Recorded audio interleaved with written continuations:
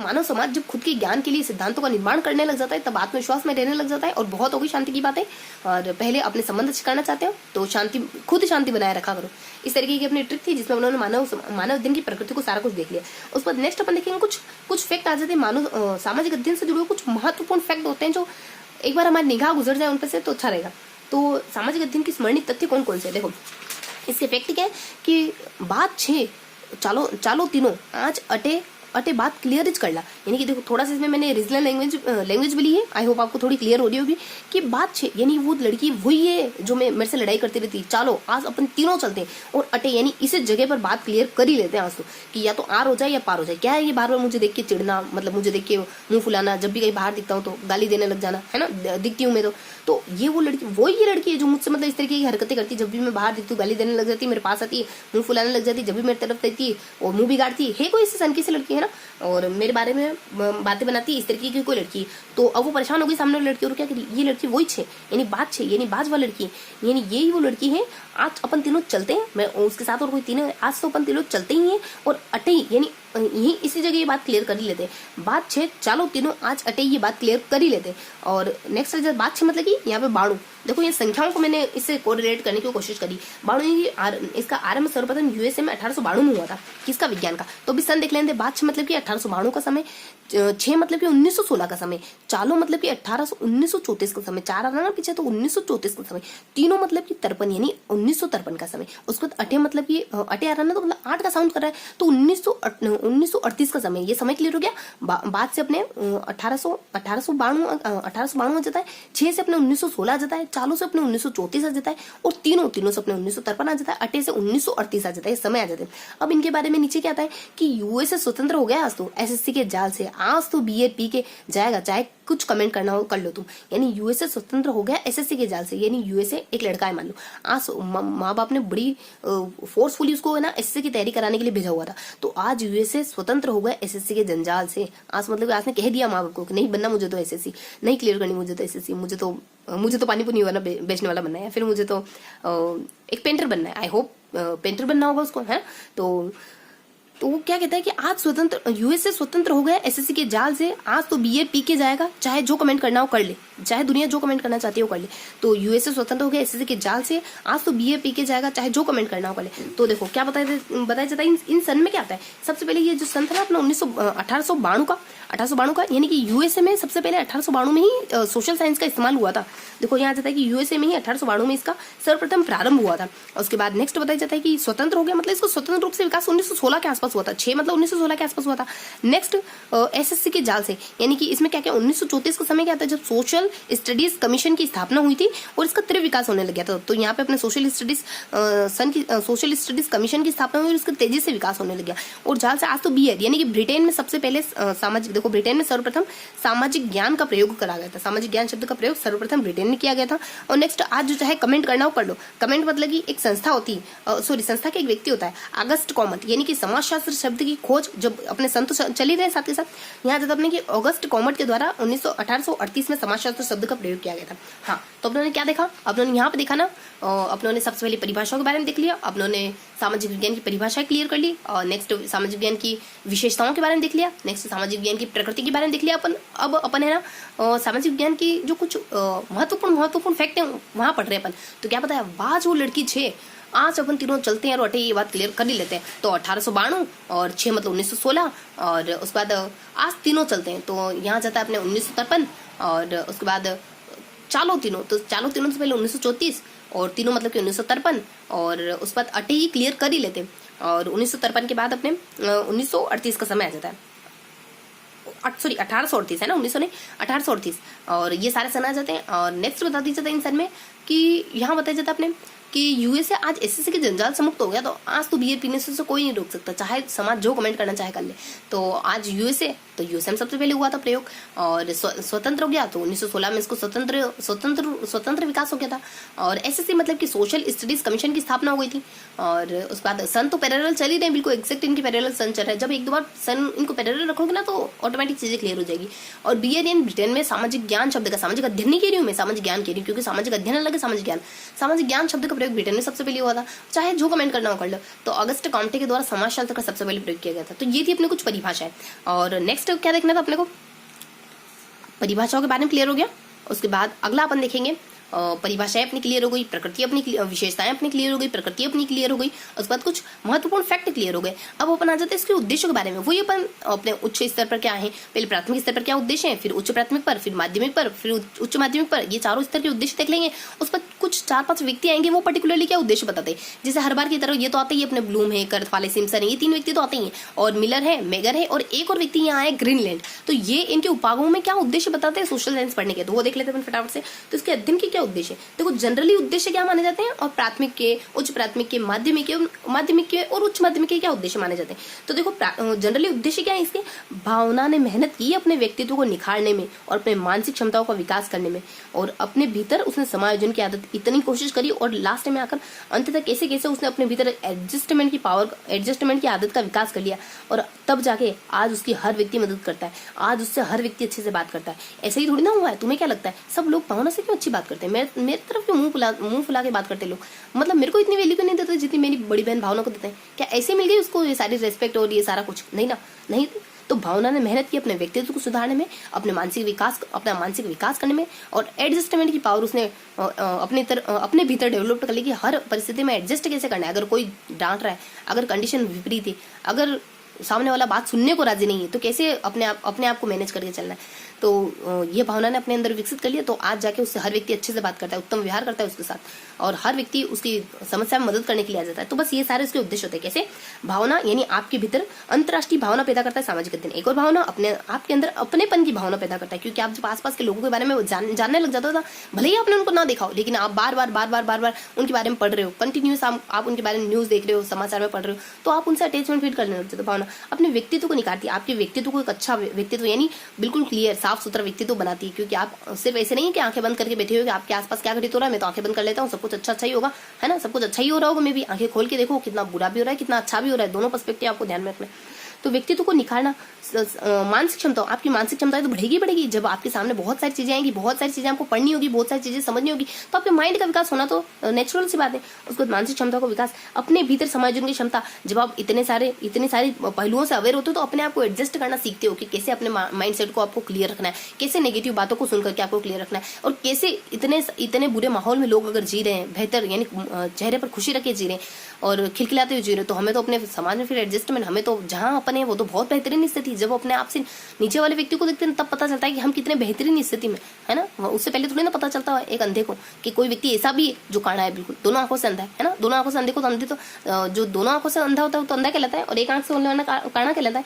तो जब तक किसी काना को ये नहीं पता हो ना कि उससे भी बढ़कर एक स्टेप आगे कोई अंधा भी इस दुनिया में एग्जिस्ट करा है, तब तक वो अपने दुख पर बहुत दुखी होता है। लेकिन पता चल जाता है कि कोई ऐसा भी जिसके दोनों आंखें नहीं, तब जाके उसको रियलाइज होता है कि नहीं यार, उससे तो बेहतर हो कम से कम। मानसिक क्षमता को बढ़ाता है और अपने भीतर समायोजन की आदत विकसित कर ली, और आज सब उसका सहयोग करते हैं, यानी कि सहयोग की भावना पैदा करता है आप में, और उत्तम व्यवहार करता है, यानी उत्तम व्यवहार सिखाता है कि एक बच्चे को कैसा व्यवहार करना चाहिए अपने आसपास के माहौल के बारे में। उसके बाद अपन देख लेते हैं प्राथमिक है, उच्च प्राथमिक है, और माध्यमिक उच्च माध्यमिक है, इन दोनों के उद्देश्य देख लेते हैं। छोटे बच्चों के लिए क्या उद्देश्य होते हैं सामाजिक अध्ययन के, छोटे बच्चे यानी अपने 1 to 5 तक के क्या उद्देश्य होते हैं, 1 to 2 तक देख लेंगे, फिर 3 to 5 तक देख लेंगे। यहाँ देखेंगे प्राथमिक उद्देश्य क्या उद्देश्य होते हैं कि प्रसव। देखो छोटे छोटे बच्चे होते हैं, अभी उनका जन्म होता है तो प्रसव, क्या है प्रसव, यानी पी से प्रेक्षण, यानी चीजों देखना, प्रेक्षण करना, पहचानना, उनको वर्गीकरण करना। अभी तो बच्चे समझ ही रहे होते हैं, अभी तो बच्चे नन्ही कलियां होती है तो खिली दी होती, तो चीजों को देखते हैं, पहचानते हैं, उनको वर्गीकरण करते हैं, डिफ्रेंशिएट करते हैं, पहचानना करते हैं, उनको रिकॉग्नाइज करते हैं, अभी तो ये कर रहे होते हैं। उसको संबंध संवेदना, बच्चों को संवेदनशील बनाओ, है ना, बच्चों को प्राकृतिक वातावरण का, बच्चों के सोशल का, उनके घरों का, और पेड़ पौधे को रिलेशन बताना सिखाओ कि देखो बच्चों, हमें अपने घर के आसपास पेड़ पौधे लगाने चाहिए, हमें अपने घर में गमले लगाने चाहिए, यानी अपने घर का और प्रकृति का दोनों को रिलेट करो। और उस बाद सामाजिक मुद्दों के प्रति संवेदनशील बताओ, यानी ऐसा नहीं कि बाहर क्या हो रहा है तो अपने क्या भाड़ में जाए, ऐसा नहीं, यानी सामाजिक मुद्दों के प्रति उनको सेंसिटिव बनाओ, संवेदनशील बनाओ, लेकिन अति सेंसिटिव नहीं। उस बाद विविधता का सम्मान करना सिखाओ। अगर उनके क्लास में 1 से ज्यादा बच्चे हैं तो बच्चों को कहो बेटा वो टिफिन नहीं लेके आता, आपको शेयर करना आपकी ड्यूटी बनती है ना। तो ये सारे विविधता का सम्मान करना सिखाओ। तो प्रसव के बारे में सिखाओ, इसे प्रेक्षण, पहचान, वर्गीकरण बच्चा सीखता है, इसमें उसका विकास हो रहा होता है। ऐसे संबंधों के बारे में उसको थोड़ा सेंसिटिव बनाओ, उसको संबंध सिखाओ, विषय विविधता का सम्मान करना सिखाओ। तो बेसिक से उद्देश्य होते हैं जो अपने प्राथमिक स्तर के होते हैं। अब स्पेसिफाई देखेंगे 1 to 2 में क्या होते हैं और 3 to 5 में क्या होते हैं। यहाँ जाता है कि भारतीय, देखो अब दादाजी अपने छोटे छोटे से नाती पोते उनको क्या सिखाते हैं कि भारतीय समाज में कोई एक ऐसा उदाहरण नहीं था पहले जब जेंडर अविभाज्य तरीके से, मतलब कि साथ में रहा करते थे नाच गाने के दौरान। देखो आजकल के तुम्हारे माँ बाप हो रही है कितने बेशरम से हो गए, यानी कि शादियों में साथ में नाचते, माइंड नहीं करना है, ऐसी ट्रिक है ताकि चीजें याद हो जाए। शादियों में ऐसे साथ में नाचते रहते हैं, हमें तो बिल्कुल पसंद नहीं आता। देखो हमारे समय में तो ऐसा कोई उदाहरण नहीं देखने को मिलता था जब जेंडर अविभाज्य तरीके से, मतलब मेरे कहने का मतलब अविभाज्य तरीके से, मतलब कि साथ में सहयोग सहभागी तरीके से नाचते गाते हो, शादियों में विशेषकर साथ में नाचते हो। मतलब मुझे तो बिल्कुल रास नहीं आती ये बातें, मुझे मतलब पर्टिकुलरली अपने दादाजी को, है ना, मेरी बात नहीं कर रही हूँ। उसके बाद अपने सामाजिक समाज में कोई एक ऐसा उदाहरण दो जिसमें जेंडर अविभाज्य मीन्स अपने सहभागी दिख रहे हो। ये दादाजी कह रहे हैं कि हमारे समाज में ऐसा नहीं होता था।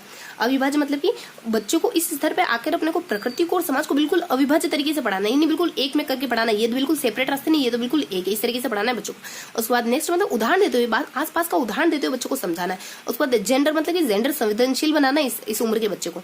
और उसके बाद सहभागिता मतलब कि अविभाज्य मतलब पढ़ लिया आपने, सहभागिता मतलब बच्चे में सहभागिता और परिचर्चा, सहभागिता और परिचर्चा के माध्यम से कोई चीज पढ़ाओ ना तो आपस में मिलजुल कर पढ़ाओ। परिचर्चा बातचीत के थ्रू पढ़ाओ।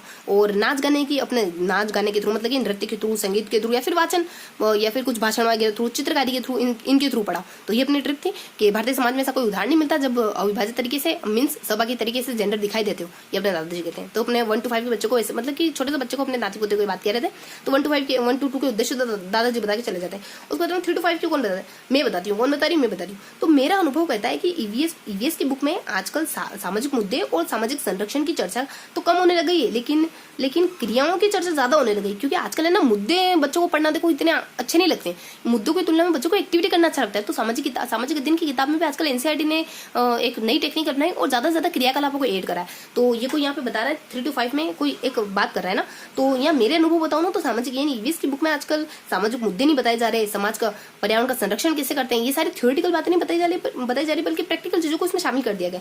तो मेरे अनुभव यानी कि यहाँ आता है कि पठन सामग्री अनुभव, देखो अनुभव से पठन सामग्री अनुभवों पर आधारित होती। क्रिया मतलब कि यहाँ सभी अवधारणाएं क्रियाकलापों के थ्रू पढ़ाने की कोशिश करी जाती। और मेरे अनुभव में कि ईवीएस यानी कि यहाँ एक ईवीएस के रूप में पर्यावरण अध्ययन पूरा अलग से सेपरेट से पढ़ाया जाता है। और उसके बाद बुक यानी किताब में ज्यादा से ज्यादा गतिविधियों को शामिल किया जाता है। सामाजिक मुद्दों के प्रति बच्चों को संवेदनशील बनाया जाता है, सेंसिटिव बनाया जाता है। संरक्षण यानी पर्यावरण संरक्षण की भावना बच्चे में पैदा कर जाती। चर्चा यानी बच्चे में प्राकृतिक व सामाजिक वातावरण, जब प्राकृतिक और सामाजिक अपने पर्यावरण अध्ययन जब पढ़ाया जाए ना तो चर्चा के थ्रू पढ़ाया जाए। तो ये सारा कुछ आपने 3 to 5 में, इन 3 to 5 के ये उद्देश्य होते हैं। नेक्स्ट अपन क्या, देखो यहाँ कौन आ गया था बताने के लिए मैं आ गई थी कि मेरा अनुभव आजकल है ना सामाजिक अध्ययन ईवीएस की बुक में ना तो सामाजिक मुद्दे ज्यादा पढ़ाए जा रहे हैं, ना पर्यावरण को संरक्षित कैसे करना ये बात ज्यादा पढ़ाया जा रहा है। तो क्रिया विधियों के बारे में, गतिविधियों के बारे में। तो ये थी अपनी 3 to 5 की ट्रिक। नेक्स्ट अपने उच्च प्राथमिक मीन्स उच्च प्राथमिक तो देख लिया आपने, ये अपने प्राथमिक देख लिया। अब उच्च प्राथमिक देख लेते हैं अपन। उच्च प्राथमिक में भी अपन फिर अपन, हाँ ठीक है, उच्च प्राथमिक तक देखेंगे, फिर अपन माध्यमिक देखेंगे, फिर उच्च माध्यमिक देख लेंगे अपन। प्राथमिक देख लिया अपन ने, अब देखेंगे अपन उच्च माध्यमिक, और फिर देखेंगे माध्यमिक, और नेक्स्ट देखेंगे अपन उच्च माध्यमिक। तो उच्च प्राथमिक में क्या ट्रिक है अपनी कि पृथ्वी पर सिर्फ विद्यार्थी ही नहीं है, जो सिर्फ सरकार की कार्य प्रक्रिया ही नहीं वरन उसके पूरे इतिहास के बारे में बता देगा। यानी एक विद्यार्थी से अच्छा सरकार के बारे में कोई नहीं समझा सकता, यानी कि एक टीचर भी नहीं। क्योंकि एक जो बच्चा होता है ना, एक स्टूडेंट जो होता है ना, वो हमेशा पढ़ रहा होता है। और जब कोई, देखो डॉक्टर एपीजे अब्दुल कलाम क्या कहते हैं टीचर को, कि टीचर असल मायने में टीचर वही जो हमेशा कंटिन्यूस याद करता रहे। तो देखो अब्दुल कलाम आ जाते हैं अपने उच्च प्राथमिक स्तर पर, वो क्या कहते हैं कि पृथ्वी पर सिर्फ विद्यार्थी ही ऐसा शख्स है जो सिर्फ सरकार की कार्य प्रक्रिया और इन सब के बारे में, बल्कि उससे पूरे इतिहास के बारे में अच्छे से जानकारी बता देगा। क्योंकि वो हमेशा से पढ़ाई से जुड़ा हुआ है, क्योंकि उसने अपने ज्ञान को स्थिर नहीं कराया ठहरे हुए पानी की तरह, बल्कि बहते पानी की तरह हमेशा बदलता रहता है। और जो चीज हमेशा बदलाव के साथ चलती है वो चीज हमेशा बेहतर होती है रादर देन ठहराव की चीज की अपेक्षा। तो पृथ्वी पर यानी कि मानव और जीवों के निवास, पृथ्वी की अवधारणा। अब यहाँ पे आके अपन थोड़ा सा ज्योग्राफिकली जानने लगे, पृथ्वी की अवधारणा पढ़ाएंगे उसको। उसके बाद पृथ्वी पर सिर्फ विद्यार्थी ही है, यानी कि देश क्षेत्र, प्रदेश व देश के अध्ययन हेतु विद्यार्थियों को प्रेरित करेंगे। अपने आसपास के बारे में पढ़ो, तुम अपने क्षेत्र के बारे में, अपने प्रदेश के बारे में, अपने देश के बारे में जानकारी प्राप्त करने के लिए विद्यार्थियों को मोटिवेट करता है। पृथ्वी यानी कि पृथ्वी की अवधारणा के बारे में बात बताई जाती है। विद्यार्थियों को अपने आसपास के माहौल के बारे में पढ़ने को कहा जाता है, जो सिर्फ सरकार की कार्य प्रक्रिया यानी कि कार्य और प्रक्रियाओं से अवगत कराया जाता है। यानी समाज की क्या कार्य है, समाज की क्या प्रक्रिया है, राजनीतिक की क्या कार्य है, राजनीतिक क्या प्रक्रिया है, इनके बारे में अवगत कराया जाता है। और सरकार के संगठन के बारे में बच्चा अवेयर हो जाता है। यहाँ पर इस स्थिति में आ जाते हैं। और अतीत यानी कि अपने अतीत के बारे में जानकारी प्राप्त कर लेनी चाहिए बच्चों को। यहाँ अपने एपीजे अब्दुल कलाम आ जाते हैं, तो अपने उच्च प्राथमिक स्तर के क्षेत्र इस उद्देश्य बता के चले जाते हैं। उसको तो अपने माध्यमिक लेवल के उद्देश्य कौन बताता है? देखो, माध्यमिक लेवल के उद्देश्य क्या होते हैं? राज्यों की बदौलत भारत में इतना परिवर्तन हुआ है, वो भी विकास के क्षेत्र में। तो राज्यों की बदौलत भारत में विकास में इतना परिवर्तन हुआ है। अब अगर उन्हें अधिकार नहीं दिए गए तो वो तो विषय में उनकी आलोचना करेंगे ही नहीं। अब अगर उनको अपने अधिकारों से वंचित रखा गया तो वो तो जो भी बुक्स लिखेंगे ना, जो भी किताबें लिखेंगे ना, अपनी जो भी सिलेबस चलाएंगे ना, उसमें सरकार की बुराई करेंगे ही करेंगे। तो यहाँ पे अपने और राज्य सरकार आ जाती है माध्यमिक स्तर के सामाजिक शिक्षण के उद्देश्य बताने के लिए। क्या क्या उद्देश्य है? तो राज्यों की बदौलत भारत में इतना विकास, मतलब राज्यों की बदौलत ही भारत में विकास के क्षेत्र में इतना परिवर्तन हुआ है। और अब अगर उनको अधिकारों से वंचित किया गया ना, तो वो अपने सिलेबस के सारी किताबों में उनकी आलोचनाएं करेंगे, सरकार की आलोचना करेंगे। मतलब कि यहाँ अपने राज्य मतलब कि राज्य की भूमिका के बारे में बच्चों को अवेयर कराया जाता है। भारत मतलब कि भारत में परिवर्तन लगातार जो भारत में परिवर्तन हो रहा है, सामाजिक, आर्थिक, राजनीतिक, ये भी बच्चों को सिखाया जाता है इस स्तर पे आके। उसके बाद विकास मतलब कि विकास को समझाना, यानी विकास क्या है, सही मायनों में विकास क्या है? सिर्फ पैसे आना विकास है क्या? सिर्फ सामाजिक विकास हो जाना विकास है क्या? या फिर सिर्फ शैक्षिक विकास हो जाना विकास है? या फिर इन सब का मिला जुला, इन सब का एकीकृत रूप विकास है क्या? तो ये सब अवधारणा सिखाई जाती है इस स्तर पर। और अब अगर उन्हें अधिकार नहीं दिए गए, अपने अधिकारों के बारे में, अपने दायित्वों के बारे में, यानी बच्चों के तुम्हारे क्या दायित्व है, तुम्हारा क्या दायित्व है? अगर कोई रोड करता हो, तुम्हें रोड पार करता हो दिख गया है ना, वृद्ध है, तो क्या तुम्हारा दायित्व बनता है कि तुम उसकी हेल्प करो? या फिर तुम्हारा दायित्व बनता है कि तुम जहां जाने के लिए लेट हो रहे हो वहां जाओ? तो उन्हें अधिकार दायित्व के बारे में सिखाया जाता है। और विषय में उनकी आलोचना करेंगे, और हर विषय में उनकी आलोचना करेंगे। मतलब इसमें हर विषय शामिल हो जाए, हर विषय मतलब कि लगभग सारे विषय इसमें शामिल होना, जैसे इतिहास है, भूगोल है, राजनीति विज्ञान, अर्थशास्त्र, 10वीं तक आते हैं। ये सारे विषय जो है अपने सामाजिक विज्ञान के क्षेत्र में जुड़ते जाते हैं। आलोचना करेंगे मतलब कि इसमें आलोचना, यानी आलोचना सिर्फ ये नहीं कि बुराई करो, समीक्षा करो आलोचनात्मक तरीके से। मतलब उसकी अच्छी बातें भी, बच्चा किसी मुद्दे की अच्छी बातें भी समझने लग जाता है, समझाई जाती है उसमें। और किसी मुद्दे की बुरी बातें भी, यानी कि किसी मुद्दे की नेगेटिव एस्पेक्ट को भी उसको समझाया जाता है, और एक पॉजिटिव एस्पेक्ट को भी उसको समझाया जाता है। और आलोचनात्मक दृष्टिकोण उसमें विकसित कराया जाता है, चीजों को उदाहरणात्मक तरीकों से। आलोचना के साथ अ से अपने ध्यान रखना आलोचना, अ से अपने ध्यान रखना अवधारणा। बच्चों को कोई भी चीज कॉन्सेप्चुअल तरीके से पढ़ाई जाएगी। तो अपने माध्यमिक स्तर पर बताने के लिए कौन आते हैं? राज्य सरकार आ जाती है माध्यमिक स्तर पर उद्देश्य बताने की। नेक्स्ट उच्च माध्यमिक स्तर पर अपने 10th एंड 12th लेवल पर अपने उद्देश्य बताने के लिए कौन आता है? उच्च माध्यमिक स्तर पर सामाजिक शिक्षण के उद्देश्य बताने के लिए कौन आता है? यहाँ 12वीं की कोई लड़की आ जाती है, सबसे ऊपर जाकर के सबसे निम्न तबके की चीज आती है। इन सबसे ऊपर जाकर अपने 12वीं की कोई रुचि नाम की लड़की आती है। वो क्या कहती है? 12वीं की रुचि समस्या समाधान है, तो आंकड़े इकट्ठे कर रही है, मतलब कि बिल्कुल जुटी हुई है। 12वीं की एक रुचि नाम की लड़की है, समस्या समाधान समस्या आ गई उसके सामने, तो बस रात दिन बिना खाए पिए आंकड़े जुटाने में लग गई सीआईडी की तरह, है ना। तो यानी स्वयं की रुचि। वैसे तो मैं अच्छे से जानती हूँ कि चीजें आपको ऐसे बिखरे चीजें आपको याद है कि इसके क्या उद्देश्य हो सकते हैं, मे भी ये हो सकता है, लेकिन सिर्फ हो सकता है कि कंडीशन में कब तक रहेंगे? कभी तो ये होना चाहिए कि नहीं ये है और ये नहीं है, मीन्स ये नहीं है बिल्कुल।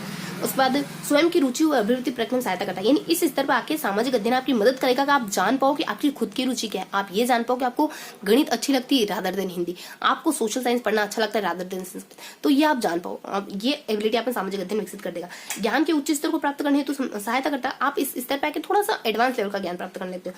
समस्या समाधान की योग्यता और रचनात्मक चिंतन, आप ब्रॉड माइंड होकर सोचने लगते हो। समस्या समाधान की योग्यता आपके खुद के अंदर डेवलप हो जाती है। सूचना व आंकड़ों को संग्रहित करना, संशोधित करना, ऐसा पढ़ने लगते हो। रुचि मतलब आपको रुचि के अवेयर करा देगा। 12 मतलब ये उच्च माध्यमिक स्तर के उद्देश्य। आंकड़े नहीं, आपको समस्या सॉल्व करने के लिए सिर्फ ऐसे ही सॉल्व नहीं करोगे, बल्कि आंकड़े इकट्ठे करोगे, समस्या समाधान करोगे आप।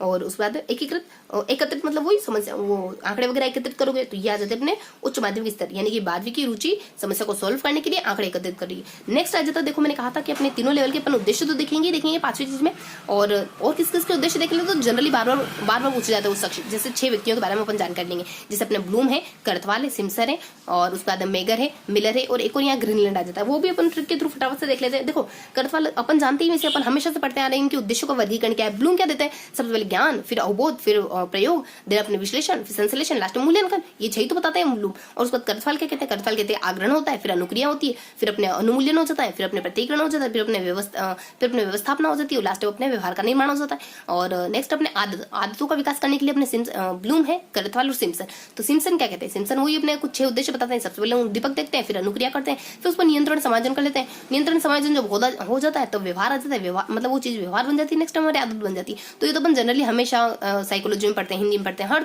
हर क्षेत्र में ये पढ़ते ही पढ़ते हैं अपन। और लगभग इन सारी चीजों से तो अपन अवेयर है कि कौन कौन से इनके द्वारा उद्देश्य बताए जाते हैं। एक मिनट थोड़ा सा, हाँ क्लियर है।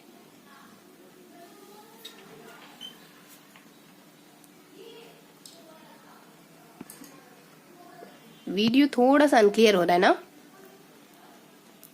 एक मिनट में कैमरा थोड़ा सा क्लियर कर लेती हूँ मैं कैमरा।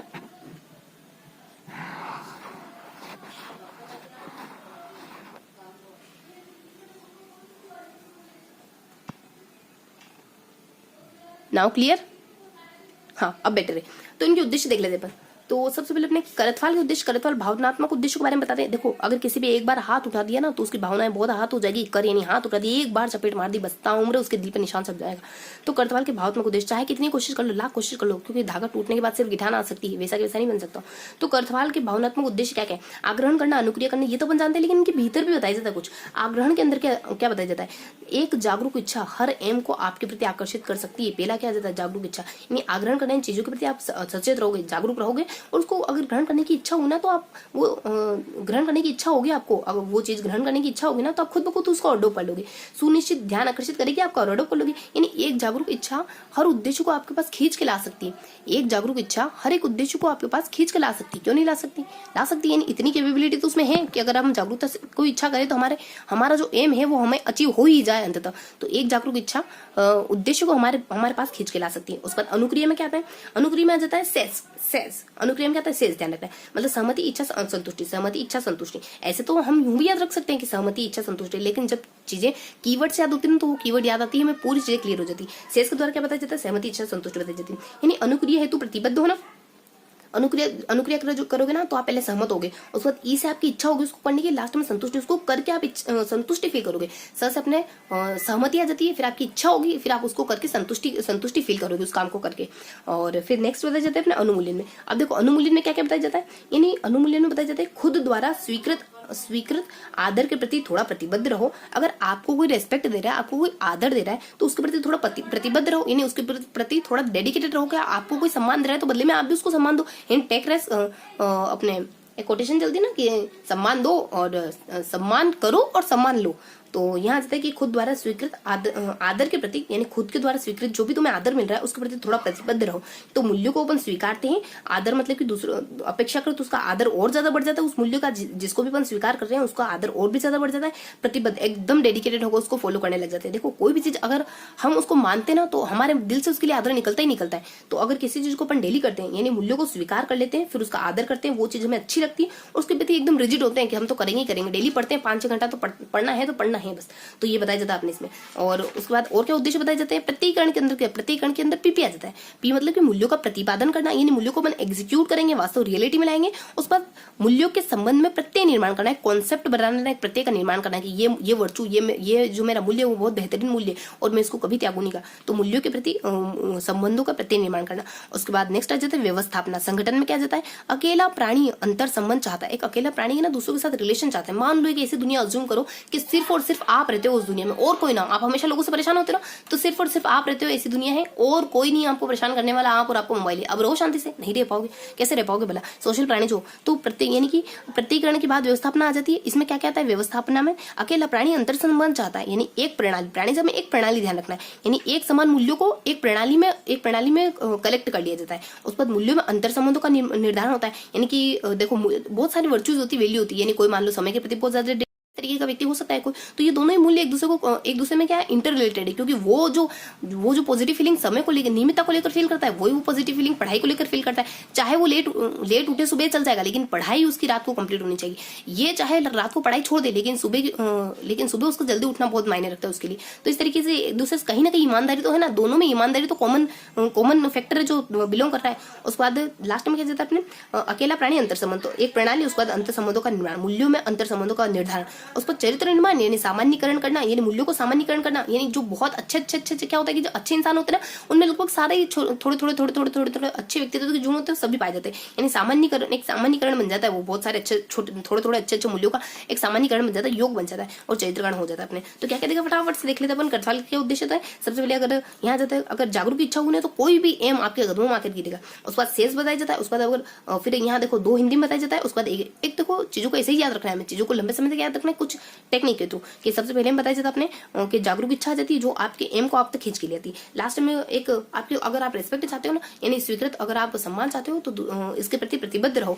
और फिर अपने यहाँ पे भी अपने वही उल्टा हो जाता है, यहाँ पे अपने ये इंग्लिश 2 तरफ आ जाती है, उसके हिंदी बीच में आ जाती है। हाँ, तो यहाँ पे पीपी के बारे में बताया जाता है, एससी के बारे में। पीपी मतलब कि प्रतिपादन करो मूल्यों का, और पी मतलब कि प्रत्ययों का निर्माण करो। उसके बाद अकेला प्राणी संबंध चाहता है। उसके बाद एससी मतलब कि सामान्यकरण और क्षेत्रकरण, तो ये आ जाता है अपने कर्तवाल के बारे में। उसके बाद अपने सिम्पसन के बारे में, सिम्पसन तो अपन जानते हैं वही उद्दीपन है, इनके बारे में कुछ नहीं देखना, खाली ये नाम देखने। उद्दीपन आ जाता है कार्य करना, नियंत्रण करना, समन्वय करना, स्वाभाविकरण करना और आदत का निर्माण करना, जो कि अपन जनरली जानते हैं, इनके बारे में कुछ आता नहीं है वैसे बेसिकली।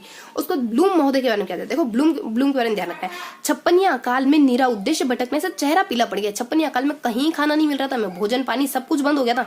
तो 56वें अकाल में निरुद्देश्य भटकने से हमारा चेहरा तो चेहरा के ब्लू पड़ना, मतलब कि हमारे बाल झड़ चुके हैं पूरे, मतलब इतने स्थिति खराब हो गई हमारे, तो चेहरा पीला पड़े। 1956 में परीक्षा में सुधार का सुझाव देते कि परीक्षा थोड़ी सुधारो, बच्चे को इतना रिजिड मत बनाओ।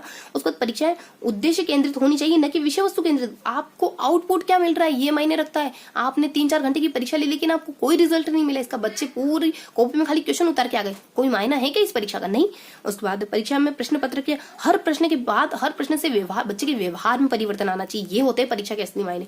उसके बाद मेगर क्या कहता है, मेगर की ट्रिक है, मैं अगर दूसरी बार भी मना कर दूं तो क्या करोगे तुम? अगर मैं तुम्हें इस बार भी रिजेक्ट कर दूं तो क्या करोगे, क्या स्टेप होगा तुम्हारा? 62 साल तक इंतजार करूंगा तुम्हारा। अच्छा, मतलब इतना प्यार। मैं अगर दूसरी बार भी मना कर दूं तो क्या करोगे? 62 साल तक इंतजार करूंगा तुम्हारा। अच्छा तो ठीक है, करना फिर इंतजार, तब तो तुम्हें 62 साल तक इंतजार ही करना पड़ेगा। मतलब कि इसका प्रतिपादक मेगर ने 1962 में करा था। उसके बाद मैं अगर दूसरी बार, मतलब कि इसमें संज्ञान और भाव दोनों का योग माना जाता है मेगर में। उसके बाद तीसरी, ठीक है तो फिर अगर ऐसा है तो मैं तुम्हें तीसरी बार भी वेट करवाऊंगी, 62 जब तुम 63 साल के हो जाओगे ना तब मिलने आऊंगी तुमसे। तो यहाँ जाता है मैं देखो तीसरी बार, यानी कि हर अंतिम व्यवहार द्वारा 3 मानक संतुष्ट होने चाहिए। यानी वापस मैं 62 साल तक इंतजार इस वजह से करूंगा क्योंकि मुझे कहीं ना कहीं आशा है कि तुम वापस जरूर आओगी। अगर अगर इस NPS को अगर अपन थोड़ा सा यूं करके देखें, एन को थोड़ा सा इस तरीके से देखें तो ये VPS यानी वापस बन जाएगा। वापस यानी कि V से N से आ जाता है अपनी निष्पत्ति यानी आउटपुट, और P से आ जाता है अपनी परिस्थिति यानी आपकी परिस्थिति, S से आ जाता है इसमें स्वीकार करना। यानी कि किसी भी व्यवहार के बाद आपको ये 3 चीजें मिलनी चाहिए। क्या? निष्पत्ति, कोई आउटपुट, पी यानी परिस्थिति जिसमें आप उस आउटपुट का इस्तेमाल कर पाओ। उसके बाद एस यानी स्वीकार्य, आपने जो भी काम सीखा है उसको स्वीकार्य, कम से कम उसको स्वीकार्य एक मान्यता मिले, स्वीकार्य कंडीशन मिले। ऐसा नहीं होगा आपने इतनी शिद्दतों से इतनी मेहनतों से कोई चीज सीखी है उसको मान्यता नहीं मिले, तो स्वीकार्य करना, उसको स्वीकार करना। हर अंतिम व्यवहार के द्वारा 3 मानक संतुष्ट होना। आप कोई भी काम करो आपके ये 3 फैक्टर हमेशा संतुष्टि फील करने चाहिए। कौन कौन से? निष्पत्ति, ऐसे पूछ सकते हैं कि किस व्यक्ति ने बताया कौन से उपागम के द्वारा अंतिम व्यवहार से 3 मानक संतुष्टियों को डिफाइन किया गया। अंतिम व्यवहार के थ्रू 3 मानक संतुष्टियों को डिफाइन कौन से? मेगर ने क्या कहा? निष्पत्ति, परिस्थितियां और स्वीकार्य स्तर, ये 3 ऐसी चीजें बताई जो हर काम के बाद हमें मिलनी चाहिए। तो मेगर उपागम देख लिया। मैं अगर दूसरी बार भी मना कर दूं तो क्या करोगे? 62 साल तक उम्र को वेट करूंगा क्योंकि तुम्हारे वापस आने का इंतजार मुझे 62 क्या अगली 7 जन्मों तक है ना। इस तरीके से बस थोड़ी सी कुछ ट्रिक बना के हमें चीजों को याद रखना है। मेगर के बाद क्या जाता है? ग्रैंडलैंड, जो कि अपने आखिरी उपागम सेकंड लास्ट उपागम है। उसके बाद अपने मिलर का उपागम देख लेंगे। ग्रैंडलैंड का उपागम क्या जाता है? ग्रैंडलैंड का उपागम है कॉलेज में जब दूसरों के पीछे लट्ठू हुए फिरते थे ना, तब कहाँ इल्म था कि जिंदगी में एम की चिंता किसे थी। यानी कॉलेज में जब दूसरों के पीछे लट्ठू हुए फिर रहे थे तब सब कुछ हरा हरा लगता था, और तब एम की चिंता किसे थी? तब किसे चिंता थी कि जिंदगी का कुछ लक्ष्य भी होगा। तो कॉलेज में जब दूसरों के पीछे लट्ठू हुए फिरा करते थे ना, तब जिंदगी में सब कुछ हरा भरा दिखता था। तब कहाँ चिंता थी कि हमारे कुछ जिंदगी का कुछ एम भी होगा, कुछ बनना भी, कुछ करना भी। तो यह विधि महाविद्यालय के छात्रों के लिए ठीक है। और किसी के पीछे मतलब कि चरणों को अनुकरण, उद्देश्यों को लिखने हेतु पदों, ये चरणों का अनुकरण, उद्देश्यों को लिखने के लिए यहाँ पे कुछ पद हैं उनका अनुकरण करके अपने उद्देश्य डिफाइन किए गए। यानी उद्देश्य को लिखने के लिए पदों को आधार बनाए गए। हम अगर पूछे कि किसको आधार बनाए तो पदों को आधार बनाए गए। ये पद कौन कौन से पद हो सकते हैं ये जो कि डिफाइन है, बस ये बताएगा कि इसका आधार कुछ चरण है वो उनको माना गया। उसके बाद नेक्स्ट है कि सब कुछ हरा भरा दिखाई दिया करता था, मतलब कि अपने ग्रीनलैंड का है। और तब उद्देश्यों की चिंता किसको थी? उद्देश्य मतलब कि इसमें पहले बताते हैं कि इसमें सामान्य उद्देश्य लिखवाते हैं, फिर विशिष्ट उद्देश्य यानी प्रकरण से जुड़ा हुआ कोई सामान्य उद्देश्य लिखना होता है, और जिसे शैक्षिक उद्देश्य भी कहते हैं, और फिर सामान्य उद्देश्यों को विशिष्ट उद्देश्यों के रूप में लिखकर स्पष्ट करने के बारे में कहा जाता है। मतलब इसमें उद्देश्य के बारे में दो बातें कही जाती है कि सबसे पहले आपको सामान्य उद्देश्य लिखने को कहा जाता है, जिसे अपन शैक्षिक उद्देश्य कहते हैं। यानी ग्रीनलैंड उपागम में सामान्य उद्देश्य लिखने होते हैं आपको, वही शैक्षिक उद्देश्य भी कहलाते हैं। और सामान्य उद्देश्यों को विशिष्ट उद्देश्यों की भांति स्पेसिफाई करा जाता है। सामान्य उद्देश्य बच्चा अच्छा नागरिक होना चाहिए, देश आगे जाकर देश के लिए अच्छा नागरिक बने, उसमें सामाजिकता का विकास हो, नैतिकता का विकास हो। लेकिन स्पेसिफाइक उद्देश्य क्या है? हम अगर अभी सामाजिक विज्ञान में सरकार के संगठन के बारे में पढ़ा रहे हैं, तो सरकार के संगठन के बारे में बच्चे को जानकारी हो जानी चाहिए। तो सबसे पहले सामान्य, फिर क्या करेंगे अपन, जो बड़ा सारा सामान्य उद्देश्य है ना, उसको अपन विशिष्ट उद्देश्य, छोटे छोटे जो विशिष्ट उद्देश्य होंगे अपने सामाजिक अध्ययन के, उनके थ्रू उस बड़े से उद्देश्य को प्राप्त करने की कोशिश करेंगे। तो यहाँ बताया जाता है कि जब हम कॉलेज लाइफ में होते हैं, सब कुछ हरा भरा लग रहा होता है, तब हमें एम किए उद्देश्य की बिल्कुल चिंता नहीं होती। उसके बाद मिलर के द्वारा क्या कहा जाता है? मिलर के द्वारा कहा जाता है मिलकर अपने भीतर पोटेंशियल विकसित करेंगे, मिलकर अपने भीतर किसी कौशल का विकास करेंगे और सेना में जरूर भर्ती होंगे। अगर हम दौड़ में पीछे, तो दौड़ अच्छे से करेंगे। अगर हम पुशअप्स लगाने में, सिटअप्स लगाने में पीछे बढ़ रहे, तो हम ये काम अच्छे से करेंगे, मिलकर अपने भीतर कौशल का विकास करेंगे और सेना में अवश्य भर्ती होंगे। यानी कि मिलर के द्वारा क्या कहा जाता है? मिलकर सेना में मिलकर कौशल का विकास करेंगे, अपने अंदर पोटेंशियल का विकास करेंगे, और एक दिन खाकी पर स्टार और सिर पर खाकी टोपी जरूर होगी। तो मिलर अपने भीतर कौशल का विकास करेगा तो सेना में जरूर भर्ती होगा। इस उपागम का प्रयोग क्रियात्मक, यानी कि देखो, क्रियात्मक उद्देश्यों को बांटने के लिए क्या कहता है, क्या कहा था अपने कि मिलकर अगर अपने भीतर कौशल का विकास करेंगे मतलब कि ये क्रियात्मक उद्देश्यों को बांटने का काम करता है। उसके बाद कौशल विश्लेषण, यानी ये उद्देश्यों को वर्गीकृत नहीं करता, ये उद्देश्यों को अलग अलग डिफाइन करने की बजाय कौशल का विश्लेषण करने पर ज्यादा ध्यान देता है। मतलब कौशल विश्लेषण पर किसका उपागम ध्यान देता है? किसका उपागम? यानी मिलर का उपागम ध्यान देता है। उसके बाद इसका विकास सैन्य विज्ञान के थ्रू माना जाता है, यानी इसका विकास किसके? सैन्य विज्ञान के थ्रू माना जाता है। तो ये सारे उपागम देख लिए अपनों ने। तो अपनों ने जो भी हमें देखना था, चारों पांचों टॉपिक्स वो देख लिए। सबसे पहले अपनों ने देखा सामाजिक अध्ययन की अपनी परिभाषाओं के बारे में देखा। नेक्स्ट अपनों ने सामाजिक अध्ययन की परिभाषाएं देख ली। उसके बाद अपनों ने सामाजिक अध्ययन की विशेषताओं के बारे में देखा, सामाजिक अध्ययन की प्रकृति के बारे में देखा। उसके बाद सामाजिक अध्ययन की प्रकृति के बाद कुछ स्पेसिफिक अपने फैक्ट वगैरह थे, कुछ जैसे कि ब्रिटेन में कहाँ सबसे पहले प्रयोग हुआ, उन फैक्ट्स यानी उन तथ्यों के बारे में देखा। फिर अपनों ने कुछ उद्देश्य देख लिए, अपने प्राथमिक क्षेत्र के उद्देश्य क्या थे, उसके बाद उच्च प्राथमिक क्षेत्र के उद्देश्य क्या थे, माध्यमिक क्षेत्र के उद्देश्य क्या थे, उच्च माध्यमिक क्षेत्र उद्देश्य क्या थे। उसके बाद कुछ 6 व्यक्ति आते हैं, उनके अनुसार उद्देश्य क्या थे, जैसे ब्लूम के अनुसार क्या थे, सिम्पसन के अनुसार क्या थे, करथवाल के अनुसार क्या थे, मिलर के अनुसार क्या थे, मेगर के अनुसार क्या थे, और लास्ट में अपने ग्रीनलैंड के अनुसार क्या थे। अगर इसको ओवरऑल दोहराना चाहे तो परिभाषाएं आ जाती है। परिभाषा वाली ट्रिक क्या आ जाती है कि मेरे पास एक मस्त सी गर्लफ्रेंड है, तो मैं सोच रहा हूँ कि उसके साथ ध्यान रचा लूं, तो ये अपनी परिभाषाएं सारी इसी से कंप्लीट हो जाएगी। उसके बाद अपनी विशेषताओं के बारे में क्या जाता है, यानी सामाजिक अध्ययन की विशेषताएं क्या क्या होती है। तो सामाजिक अध्ययन की विशेषता बताने के लिए कौन आता है? देखो, सामाजिक अध्ययन की विशेषता क्या क्या होती है जनरली, एक मिनट में थोड़ा सा देख लेते हैं सामाजिक अध्ययन की विशेषताएं बताने के लिए कौन आता है। और क्योंकि देखो, ऐसे तो क्या क्या विशेषताएं होती है, सिर्फ ऐसे याद रखना मायने नहीं रखता, मायने ये रखता है कि आपको उस टेक्निक से कितना याद रहा। हाँ, देखो, सामाजिक अध्ययन की विशेषता बताने के लिए वही याद है कि मेरे को जीवन में एक बात बहुत ज्यादा प्रभावित करती कि ना, मेरे को जीवन में एक बात बहुत ज्यादा प्रभावित करती है कि अच्छे से जिंदगी जीनी हो ना, तो प्रयत्नशील तो हमेशा रहना पड़ता है, क्योंकि कोई व्यक्ति मदद नहीं करता और कोई संस्था मदद नहीं करती, हड़प्पा सभ्यता की भांति अपन विलीन हो जाते हैं। तो ये सारी अपनी विशेषताएं, अपने सामाजिक अध्ययन की विशेषताओं के बारे में बताने के लिए एक समझदार व्यक्ति आता है। उसको प्रकृति के बारे में बताने के लिए कौन आ जाता है? सामाजिक अध्ययन की प्रकृति, नेचर कैसा है, नेचर के बारे में बताने के लिए पूरा समाज आ जाता है। समाज आके क्या कहता है? समाज आके कहता है कि एक अच्छा समाज अपने ज्ञान को स्पष्ट करने के लिए सिद्धांत बनाता है, तब आत्मविश्वास में, वही हस्बैंड वाइफ आते हैं, आत्मविश्वास में रहता है। और ये बातें छोड़ लो, और अपने अगर संबंध अच्छा बनाना चाहते हो ना, तो शांति से रहा करो थोड़ा मेरे साथ। यह आ जाता है अपनी विशेषता प्रकृति के बारे में, नेचर के बारे में बताने के लिए। उसके बाद अपने कुछ स्मरणीय तथ्य आ जाते हैं। स्मरणीय तथ्य के बारे में वही अपनी यूएसए संगठन आ जाता है। तो स्मरणीय तथ्य के बारे में क्या कहते हैं? अरे वो तो वही लड़की है जो मेरे साथ हमेशा झगड़ा करती रहती है, चलो तीनों अपन चलो तीनों और 18 की बात क्लियर कर लेते। और यूएसए तक, मतलब कि वो एसएससी वाला लड़का था अपना, एसएससी वाला लड़का कहता है कि उसको यूएसए को आज एसएससी से छुटकारा मिल गया, तो बियर पीने से आज उसको कोई नहीं रोक सकता, चाहे जो कमेंट करनी हो कर लो। तो ये बात जाते अपने उद्देश्य के बारे में, है ना। तो बेसिकली अपने उद्देश्य होते हैं वो वाले उद्देश्य। उसके बाद अलग अलग लेवल के उद्देश्य बताने के लिए कौन आता है? सबसे पहले प्राथमिक लेवल के, उच्च प्राथमिक के, माध्यमिक के, उच्च माध्यमिक के। तो प्राथमिक लेवल बताने के लिए उद्देश्य के लिए कौन आता है? प्रसव, क्योंकि छोटे छोटे बच्चे तो प्रसव भी हो रहा होता है उसमें। तो प्राथमिक लेवल को उद्देश्य बताने के लिए अपने प्रसव आ जाता है। उसमें भी अपने स्पेसिफिक 1 to 2 के, और उसके बाद 3 to 5 के कौन आता है? 1 to 2 में तो कौन आ जाता है अपने? वो दादाजी आ जाते हैं। 1 to 2 में तो दादाजी कहते हैं ना कि मैंने कभी देखा नहीं कि अपने जेंडर साथ में अविभाजित तरीके से साथ में नाच गाना साथ में कर रहे हो, मैंने तो ऐसा कभी नहीं देखा। उसके बाद अपने 3 to 5 में कौन आता है बताने के लिए मैं आती हूँ कि मेरा अनुभव कहता है कि आजकल ईवीएस की किताब में सामाजिक मुद्दे नहीं डिफाइन कर रहे हैं, ज्यादा ना अपने क्रियाविधि को ज्यादा डिफाइन कर रहे हैं। उसके बाद अपने उच्च प्राथमिक क्षेत्र में एपीजे अब्दुल कलाम आते हैं। एपीजे अब्दुल कलाम आके ये कहते हैं कि पृथ्वी पर खाली कि स्टूडेंट ही ऐसा शख्स है जो सिर्फ ना सिर्फ इसकी प्रक्रिया के बारे में बता सकता है बल्कि पूरी इसके सरकार के अतीत के बारे में भी जानकारी बता देगा।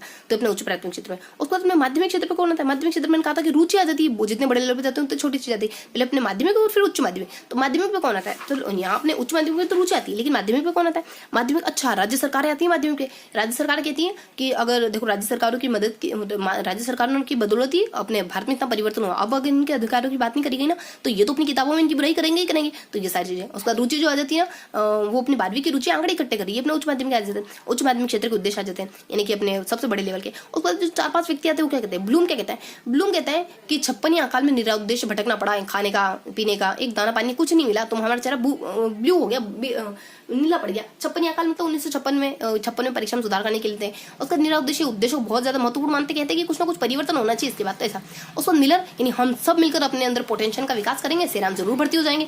तो मिलकर उसके बाद कौशल और हम सब मिलकर मतलब कि अपने सेना में भर्ती हो जाएंगे, मतलब कि अपने ये इससे सैन्य विधि से इसका जन्म माना जाता है और कौशल का विकास को ज्यादा महत्व देते हैं। और उसके बाद बस यही मिलर के बारे में ये जानकारी थी। और देखो मिलर के बारे में ये देखा था अपने क्रियात्मक, हाँ मिलकर करेंगे मतलब वो क्रियात्मकता के बारे में। और उसके बाद अपने मेगर के, मैं अगर दूसरी बार भी मना कर दूं तो क्या करोगे? 62 साल तक वेट करूंगा, तुम्हारा हो सकता है तुम वापस आ जाओ।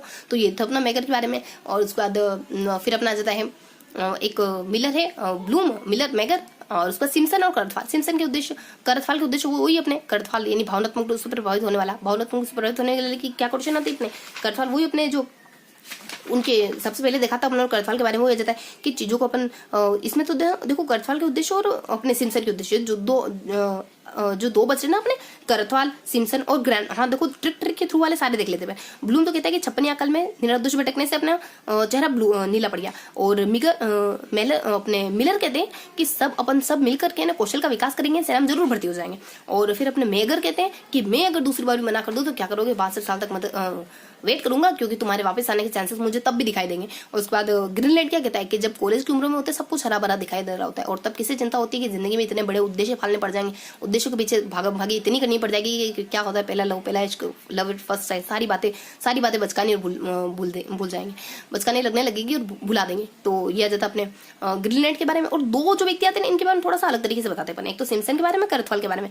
देखो करथवाल के बारे में जो पद बताए गए ना, जो चरण बताए गए उनके अंदर भी बताया गया। और अपने सिम्सन भाई साहब तो सिंपल अपने जो खाली 5-6 चरण है जो अपन हमेशा से पढ़ते हैं बता के चले जाते हैं। तो करथवाल के बारे में बताने अपने करथवाल भाई साहब थोड़ा भारी पड़ते हैं। तो इनके बारे में क्या देता है? सबसे पहले अपन चीजों को आग्रहण करते हैं, अनुक्रिया करते हैं, नियंत्रण करते हैं, नियोजन करते हैं। और उसके बाद अपने नियोजन करने के बाद हम चीजों को व्यवहार में उतारते हैं। लास्ट में अपने व्यवहार में उतारने के बाद अपने आदत का निर्माण करते हैं। तो सबसे पहले इसमें क्या बताया जाता है कि अगर जागरूकता से अगर कोई जागरूक इच्छा हुई ना आपकी, बहुत अवेयर यानी कि रात की इच्छा नहीं जो सपने में चली गई, जागरूक इच्छा आपकी दिन की जो जागरूक इच्छा ना आपको एम को आपके पास घसीट के ला सकती है, खींच के आकर्षित करके ला सकती है आपको।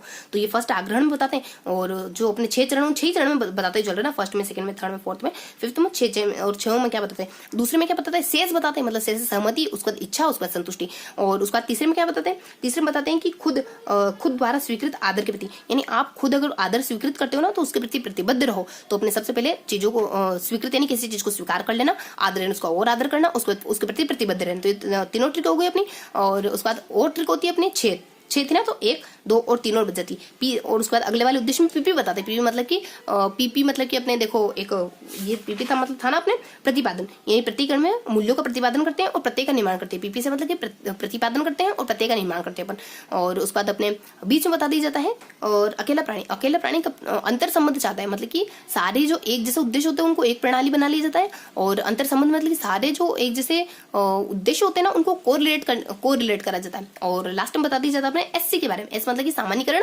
और सी मतलब कि आदत का निर्माण। ये होगा अपने करथवाल भाई साहब। करथवाल भी ज्यादा टफ थे नहीं, बस इनमें 6 चीजों के बारे में बताया गया, उन 6 चीजों के अंदर भी बताया गया, इस वजह से थोड़ा सा ये बड़ा था। उसके बाद अपने सिम्सन भाई साहब के उद्देश्य आते हैं। ये तो बिल्कुल छोटे से उद्देश्य होते हैं कि कोई उद्दीपक होता है, उसके प्रति आप अनुक्रिया करते हो और उसके बाद नियंत्रण करते हो, उस पर समायोजन करते हो और लास्ट में आकर फिर अपने व्यवहार में आ जाती है वो चीज और लास्ट में आकर आपकी आदत बन जाती है वो चीज। और आई थिंक मैंने ये पद शायद मैंने सिम्सन में बोल दिया, करथवाल में बोल दिया। नहीं, करथवाल भावात्मक वाला होता है, भावात्मक वो आग्रहण करने करना आ जाता है, आग्रहण करना आ जाता है, फिर अनुक्रिया करना आ जाता है, फिर अनुमूल्यन आ जाता है, उसके बाद अपने प्रत्ययीकरण आ जाता है, प्रत्ययीकरण के बाद व्यवस्था आ जाती है, फिर चरित्र का निर्माण आ जाता है। तो ये था अपना आज का पूरा सेशन, जिसमें अपने सामाजिक विज्ञान की परिभाषा के बारे में देखा, सामाजिक विज्ञान की विशेषताओं के बारे में देखा, फिर अपने प्रकृति के बारे में देखा, फिर कुछ महत्वपूर्ण तथ्य देखे, और फिर इनके सारे उद्देश्य देखे, अपने प्राथमिक के देखे, उच्च प्राथमिक के देखे, माध्यमिक के देखे, उच्च माध्यमिक के में देखे, उसके बाद ब्लूम के देखे, और उसके बाद सिम्पसन के देखे, ब्लूम के, उसके बाद मिलर के, मेगर के, और उसके बाद ग्रीनलैंड के, और उसके बाद अपने फिर सिम्पसन के, उसके बाद अपने करथवाल के। तो आई होप आपका आज का सेशन आपको पसंद आया होगा। तो जय हिंद, फिर मिलेंगे अगले ही किसी ऐसे वीडियो में।